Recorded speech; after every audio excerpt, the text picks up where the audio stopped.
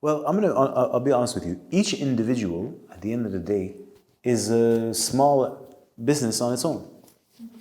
And if you don't conduct yourself it doesn't matter if you work with others in their business or not. What I'm trying to say is that you are your own individual business. You wake up in the morning, you got to take care of yourself, otherwise you'll go bankrupt. You have to cultivate yourself so that you gain inner value, so that you can bring value to other people. Health is the most important element in all of that. Now, if I choose to allocate some of my time to that organization to be able to help them, I respect myself and my value. If they don't treat me with respect, why should I lend you my time? Yeah, sure, my job is simple. Yeah, let's say you have a chocolate factory, you have chocolate factory workers. They do a basic job of doing but if they don't do the chocolate, let's say the chocolate bar, they don't mold it, well, you're not going to sell your millions of bars. So they have tremendous value for the organization, and that they're able to come every day and continue to do their job. If all the employees at Amazon quit, what's Amazon going to do? It's dead instantly. So where does the mindset come that they don't have any value? Is that they don't respect themselves. First of all, they don't have a sense of entrepreneurship, self-entrepreneurship, that they can apply at a greater scale. It's like, listen. This multi-billion-dollar organization, or trillion, I don't know anymore, as much as amazing as it is and how complex it's organized, I'm an essential element. And when I'm not there, something breaks. Well, that means I have value within the organization. I provide a service to the organization so that it can provide a service to its clients. So if I don't respect my own value and what I bring to the organization, and I leverage this to my advantage, then you got a problem. Yeah, but Amazon doesn't care about people. Yeah, well, if you care about yourself and you understand and appreciate what you bring, then you won't go work for, I don't know about Amazon, right? People always complain.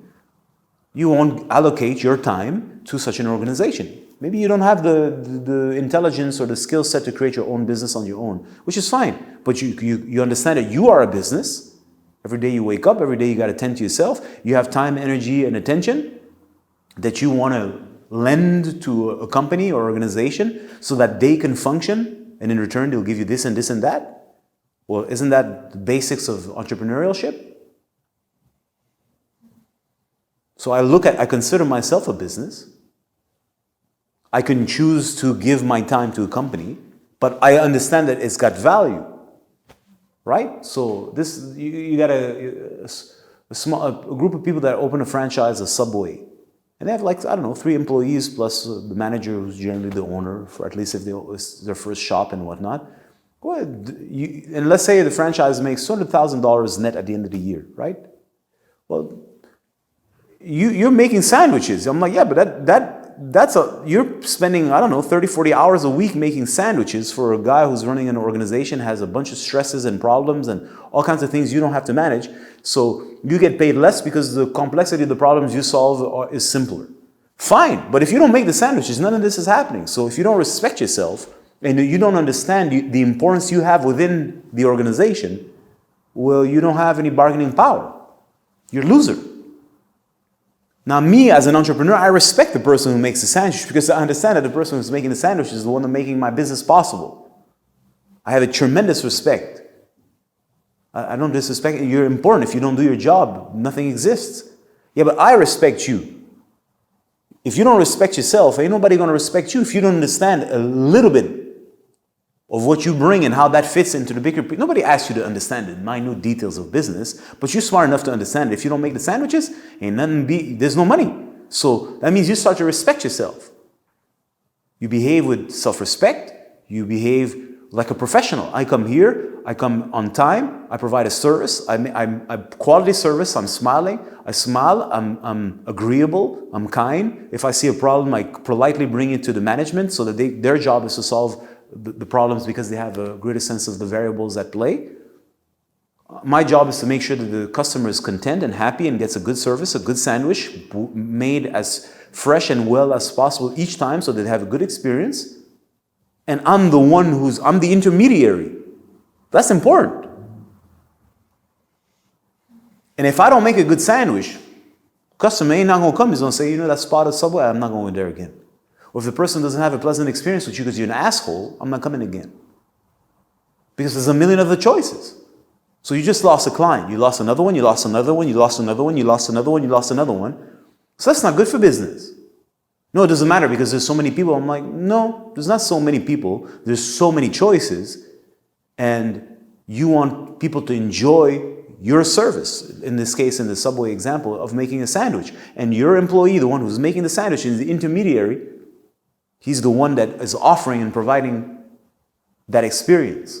You tell me that doesn't have an importance. Does have all the importance. We can almost, it's arguable that it's as important as the manager or the one who runs the store. Now, I know that the one who runs the store, because I own businesses, has to deal with so many more problems. When he goes home, the person who runs the shop, he still thinks about his business versus the guy who makes a sandwich. If he had a good day, he's not thinking about it. So for that, he gets paid less because he has less problems to endure. I respect that. That doesn't mean you're worthless. So all I'm trying to say is that everyone's an entrepreneur, and the first level of entrepreneurship is me, myself. That I value myself, I value my time, I value what I bring. And if I choose now to offer you my time, let's say to a business, well, I want to know and I want to make sure that, well, first of all, you understand, you respect your employees. Now, this is pop culture now says people pretend that they care and they do not. No. Companies pretend that we care about you because otherwise it won't sell. And imbeciles of society want to hear and pretend that, yes, we care about labor. No, you don't. They don't give a fuck. But you should care about yourself. You should care about your time, and you should care that you respect yourself and other people who respect your time and space. So you're going to gravitate towards opportunities that provide such a space. That's the basic of entrepreneurialism. And I don't have children, but I can assure you, when I'm going to have a child, that's the first thing I'm going to teach you. Listen, kid, you're part of a business here, it's family, and your job is to bring the fork and put it here. You're going to bring it at the table, and you're going to set the table. You're part of the business now.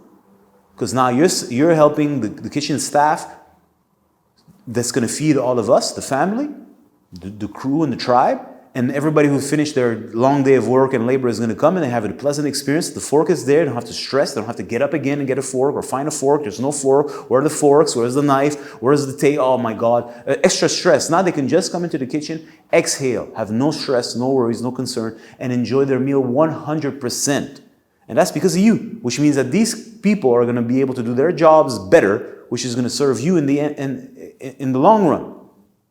This is the first level of entrepreneurship to a 5-year-old or a 4-year-old.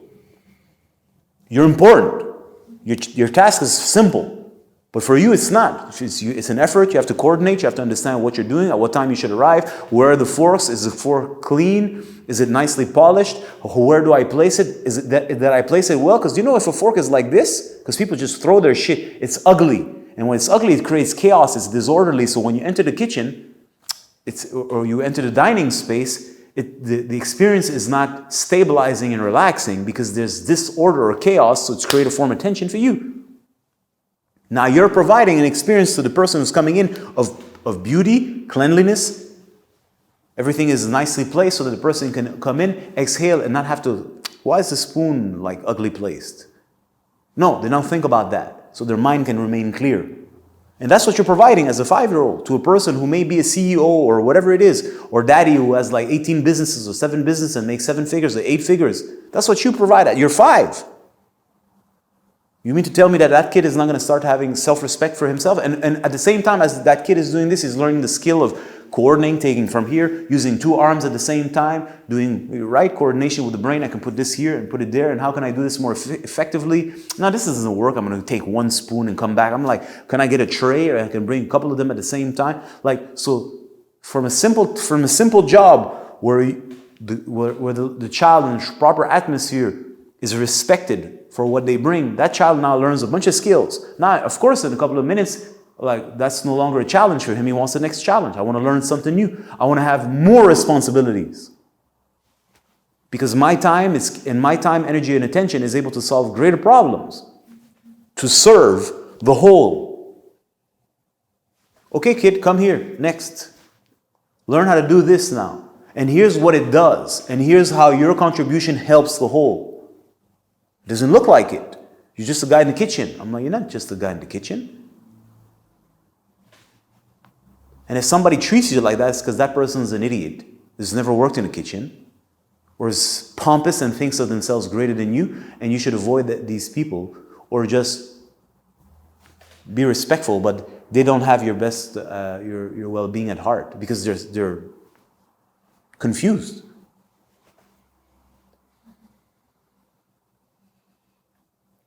So anyways, everybody is an entrepreneur. They're the entrepreneur of their time.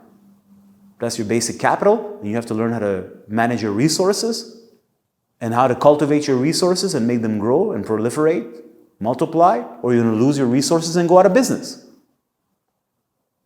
Then what and how you choose to use your time, depending on your skill set, depends on your setup. But my mindset is there's a place of self-respect.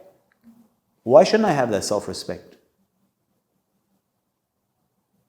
If you think Amazon doesn't need you, in a way it doesn't, because it's created that aura and facade, and people are ready to hoard themselves for a job, because this is the state of desperation that we're in. But you can still respect yourself.